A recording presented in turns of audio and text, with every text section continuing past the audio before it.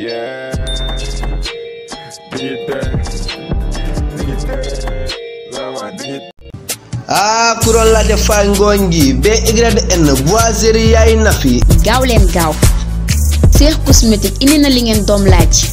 Vente tout genre de produits cosmétiques.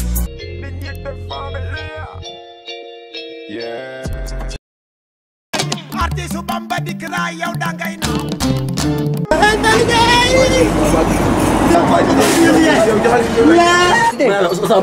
Jërëjëf bu ñëwee nga ne ko dem naa dégg nga. Jërëjëf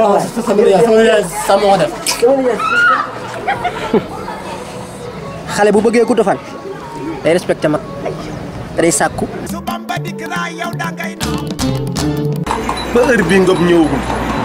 Ko ma yor kurus kooku noonu da day yiw waaye fii Ndakaaru ay caga ay pa caga kase bi neex. Kii nekkul liggéeykat bu yeboon nag nga teel kaa dàq. Kii day fen ni jaay kii day fen man fii laa daw xale jigéen Dootoo fi jaay. man naa su ma soñoon booy génnati seen kër nga xool lu baax lu yiw ci weeru koor gi nga di ko sol ndax ñëpp naw la ci. dama koy fas na ma toog nga wax ak moom. Balaa moo yàqal dara fi mën naa ko jéem rek te yàlla dafay defal sa mbaxane bi. lii mënatuma gasi ba man maa ngi dem sax.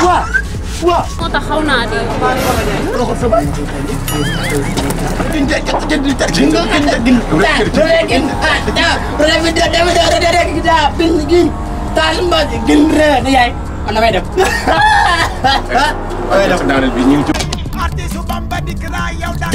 booy njuut njaat ba weeru koor ñëw xanaa nga mën a jug.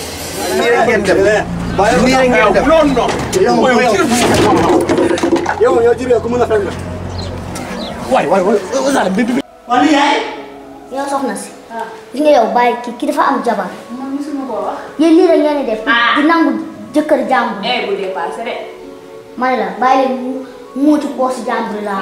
waaw da rokoy nag yow moom te teel nga encaissé di te ngéwal neexu fan yi. loolu def. ngay wóor wàllu gaal. di waaraate tamuy sàcckat bu mag. dëgg la waaw Saas. dëgg la. man de dama déggoon ni danga doon saytu place bu Guéweul. Cukku yow. moo ko tey cukku. laalo dépense danga ma koy jox laa la wax. léegi maa ngi nag may poñe si mbedd. ma ne la poñe gu ma la laalo lu raw poñe daa la ko def. mais yaa ngi may toog déet yaa ngi may toog ndax ba nga xamee ne yoroo ñaar dërëm da ngay àbb kon waroo ma fi woon indi. mënoo nga ma bàyyi ma taxaw sama jëkkër fay laaj ko li ma koy laaj mi jox ma ko.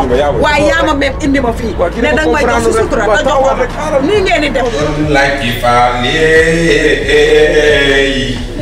Guéweul yegsi naay. Doon like Fane Artistou Bamba yegsi naay. Doon like Fane may sa góor yegsi naay.